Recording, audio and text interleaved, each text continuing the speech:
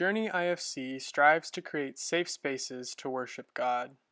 Know that you are welcome just as you are, regardless of religious background or lack thereof, skin color, political affiliation, sexuality, age, culture, or any other label you own or society throws on you. You are welcomed and celebrated here just as you are. Thank you. So that actually came from a chapter of a book that we've been reading as our Bible study called Honest Advent by Scott Erickson. And that chapter is called The Goop. And the image, he does a piece of art for each of them. And so the image of that is a woman birthing a child. So it's coming from her womb, and that's the image. And it's the shocking biology of it all. And today we're talking about, bodies and being embodied.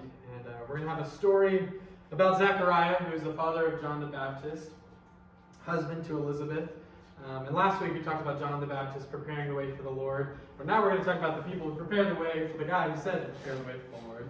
So our reading comes from the first chapter of Luke. And it starts like this. Then there appeared to him an angel of the Lord, standing at the right side of the altar of incense. This is in the temple. When Zechariah, who was a priest, saw him, he was terrified, and fear overwhelmed him. This sounds similar if you've heard any of the other Advent stories. But the angel said to him, "Do not be afraid, Zechariah, for your prayer has been heard. Your wife Elizabeth will bear you a son, and you will name him John. You will have joy and gladness, and many will rejoice at his birth, for he will be great in the sight of the Lord. He must never drink wine or strong drink. Even before his birth, he will be filled with the Holy Spirit.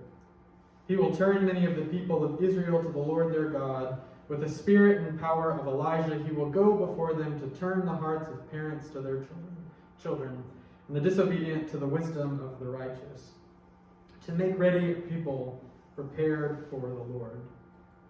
Zechariah said to the angel, "How will I know this is so?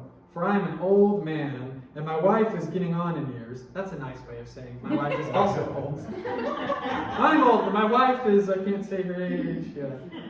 The angel replied, "I am Gabriel. I stand in the presence of God, and I have been sent to speak to you and to bring you this good news. But now, because you did not believe my words, which will be filled in their time, you will become mute, unable to speak until the day these things occur." Meanwhile, the people were waiting for Zechariah, and he was a priest. They were outside of the temple, and they were wondering what was happening, what was causing this delay in the sanctuary. When he did come out, he could not speak to them, and they realized he had seen a vision in the sanctuary. He kept motioning to them and remained unable to speak. And then we have kind of a little gap in our story at this point, because then the Mary story comes in. So this is what the last we hear of Zechariah for several months, it seems, because he's silent for about 9 months. And so we get Mary's story about the angel appearing to her, fear not. She questions God, and then she ends up singing a song in response to this wonderful thing God tells her. And then we go back to Zechariah. So the story continues. Now the time came for Elizabeth to give birth, and she bore a son. Her neighbors and relatives heard that the Lord had shown his great mercy to her, and they rejoiced with her. On the 8th day they came to circumcise the child, and they were going to name him Zechariah after his father. But his mother said, "No, he is to be called John." And of course they couldn't believe a woman, right? Typical. They said to her, "None of your relatives have this name." Then they began motioning to his father to find out what name he wanted to give him. He asked for a writing tablet and wrote, "His name is John." And all of them were amazed. Immediately his mouth was opened and his tongue freed, and he began to speak, praising God. This ends our reading. So the story today is about this angel appearing to this guy named Zechariah. And one thing that's interesting about Zechariah's story is his name starts off with a key point about him. His name means God remembers. And that makes sense. He's a priest. He works, at the beginning of the story it says he's near an altar of incense. So we know that he's a high-up Jew. He's an elite Jew at this time.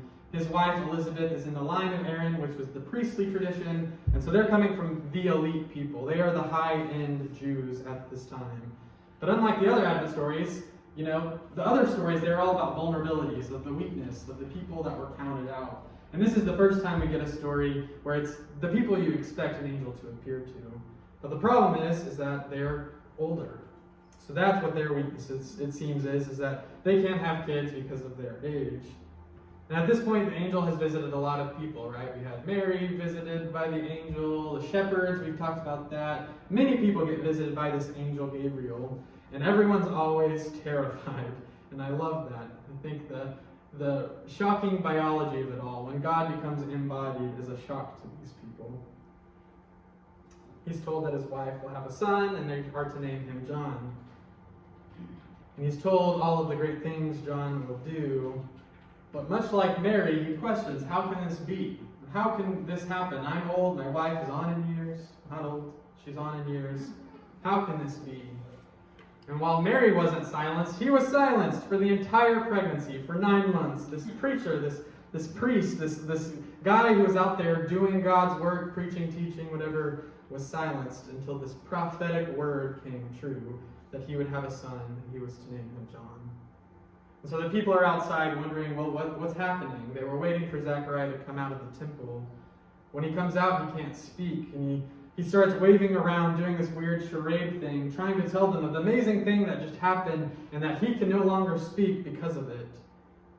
But everyone knows that he sees a vision, because he's someone they expect to see a vision, so this isn't out of place for them.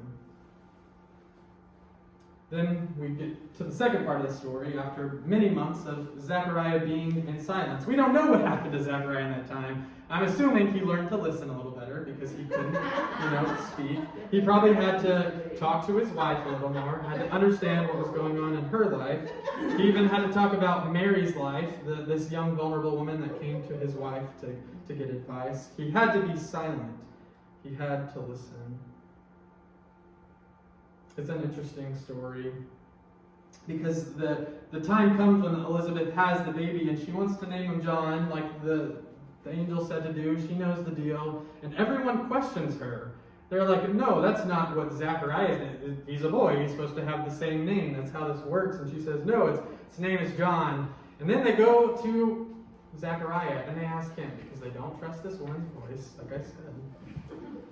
And what it says is that he gestures to them, they're gesturing to him, he's gesturing back, trying to communicate, which suggests that maybe he also lost his ability to hear them, and maybe that's because he's older. It's hard to tell. We just know that he can't speak, he's having trouble communicating, and so he writes down that the name will be John, and then all of a sudden he can speak again. And the first thing he does is exactly what Mary did. The first thing she did is he sings this beautiful song all about his wonderful new child. I want to suggest that this story is about embodying God in a new way, and in particularly through disability.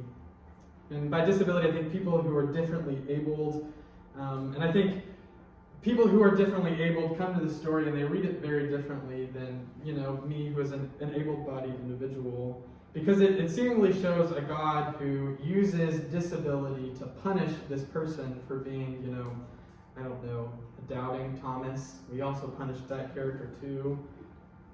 But it's interesting because in Mary's story, none of that happens. It's very different. She does almost the same exact thing and she's not silent. She's not punished for this. And so as we come to this story, I found myself struggling this week, being like, how do I not remove it from disability and people who are really struggling with things in their own bodies? How can we read this text and not just promote this idea that God punishes us by taking away our abilities? Like I said, I'm able-bodied, and I know a lot of people in this room have things in their bodies that might not even be a physical thing that you can see that are going on in their bodies that cause them harm or that are hard for them to deal with, that they have to go to doctors, that they have to pay money for, that make it difficult to live life, and that the rest of society, this able-bodied society, would probably look down on. And so I know we have a lot of people who come to this text and can have some troubles with it. And I have to admit, this was a blind spot for me for a long time. And it took me getting to seminary and actually adopting a dog to figure this out. And this is ridiculous. This sounds crazy. I'm not saying human disability and dog disability are the same, but it was the doorway to get me into the conversation. And so a couple years ago, me and my wife Skylar wanted to get a dog. And so we were searching, we were going all these places, and Skylar kept saying, I want a different dog. I want a cool dog. And so we go to this place called Texas Humane Heroes up in Leander, Texas. And we're looking at this dog, and there's this dog laying down. It has this beautiful coat. And she's like, oh, Jacob, look at this one. And I'm reading about it, and it says its name is Smokey, was the name. And it said that Smokey liked to run, and I was like, okay. And she goes, oh, Jacob, look. And I look, and the dog had stood up to look at Skylar, and it had a curved paw. Its paw was deformed in some way. And I knew in that moment that Skylar was in love with this dog. But I immediately went to fear. I thought, this dog is an able-bodied, that this is going to be harder. What are the health concerns? Can we afford this? What is this going to mean in the long term? And how can he run? That doesn't make sense. How can he like to run? But I wanted to show you a video of that day, that exact moment when we took him out. This is the dog we were talking about. That at that point was named Smokey. So you can play.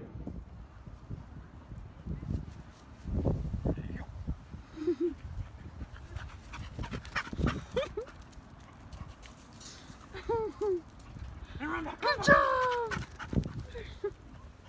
And run back. So of course we got the dog, and it was a sweet moment. But after we got him, we went back to the seminary. We were living at the seminary at that time. We'd take him places, and I'd notice people would look at him differently. I noticed that all of the places on campus weren't very accessible, that everything was stairs. It was hard to get around. And I felt bad, and I started seeing that the world wasn't as easy for my dog who had this curved paw. And although he had this joy and love to run, that things were a little more difficult for him. And that helped me realize that things are a little more difficult for a lot of people, but my able-bodied self couldn't get beyond that. I needed this sweet little dog to open me up to see something new. And I think Zechariah was going through something similar like that. Shiloh is what we named him, and eventually our dog. His name is Shiloh. We love Shiloh. He's a big baby. He's obsessed with Skylar. It's his favorite human by far. He still loves to run. He doesn't have any crazy health concerns from his paw, but it is turned in. And we still get looks, and we still have people kind of, feel like it's judging us or seeing him differently. We're still seeing things that are not as accessible. We'll take a tumble every now and then, and we feel bad. But one of the things is we named him something that I don't think at the time we realized. Skylar suggested the name Shiloh, and then I figured out it was Hebrew, and I had just taken Hebrew, so I was like already into it. But I looked up what the name Shiloh meant, and it means a gift from God. Yeah.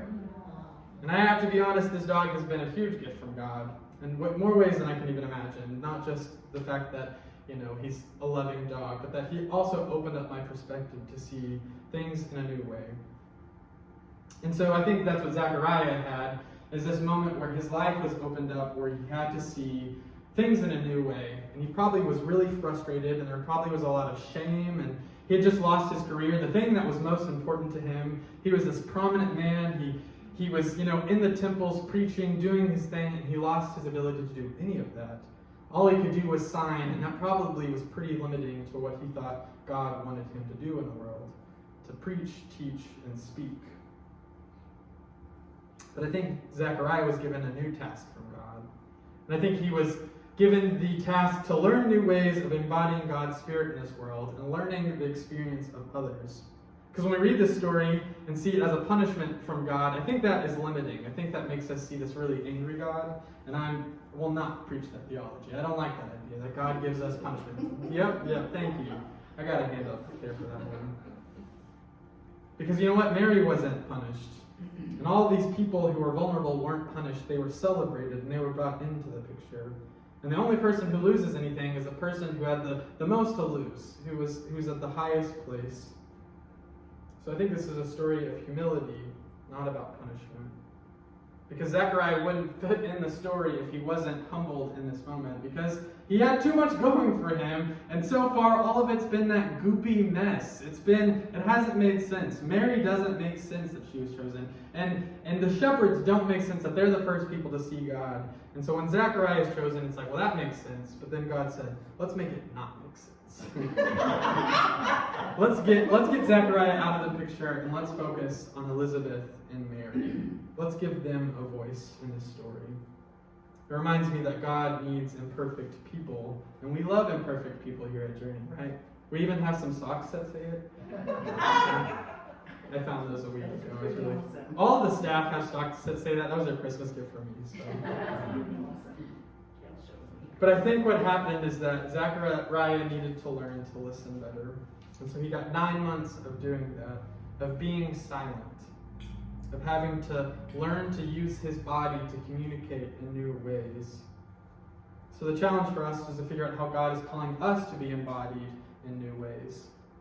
How do we try to not see this as a loss of something, or a divine punishment, but as an ability to learn to do something new, to embrace a new way of life, to see it through Shiloh's perspective, to see the world in a new way. I think God is calling us to step down from our privilege, be that our physical bodies or our social location, whatever it is. I think God is telling us to get rid of all the things that puts us up in society and to listen to the voices of those who may be ignored or silenced or forgotten. God is calling us to listen to new perspectives every day so that we can make our world a place that is more equitable, where people have more chance to succeed, where they're not counted out immediately just because of something wrong with their body, their mind, their spirit, whatever it is, that everyone is counted into this story. But the hardest part of this, and we have to admit that even though I don't want to call it a divine punishment, that a part of this story is that we have to lose something to figure this out. And a lot of us, we have bodies that are aging and growing. We have to realize that our bodies aren't always going to be perfect, that we have limits to ourselves. And so we are going to have to lose something, but in that we're going to gain something. We're going to gain a new way of embodying God.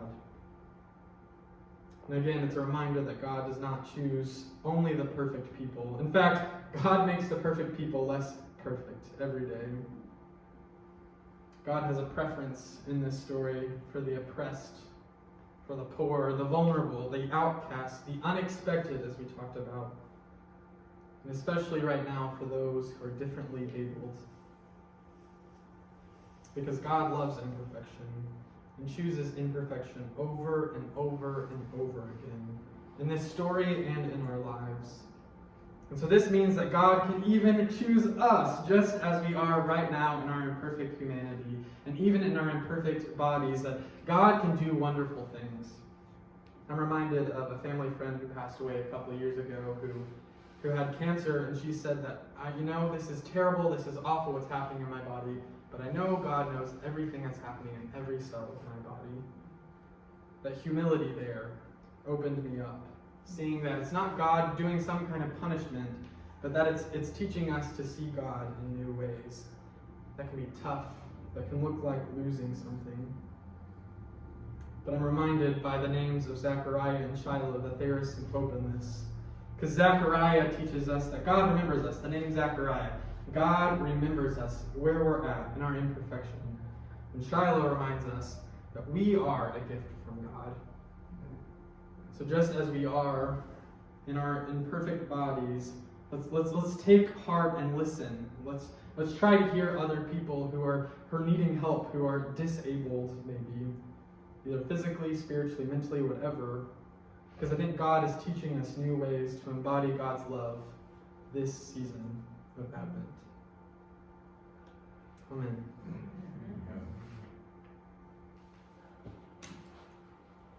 And here we are once again, on the edge of a wonderful celebration of a wonderful season. Yeah. Rejoice. Embrace your imperfectness. Because in it, we see all the imperfectness around us, which was perfectly created by our God. Put your trust in God. God will deliver you with righteousness so that you should never be ashamed. Go in peace.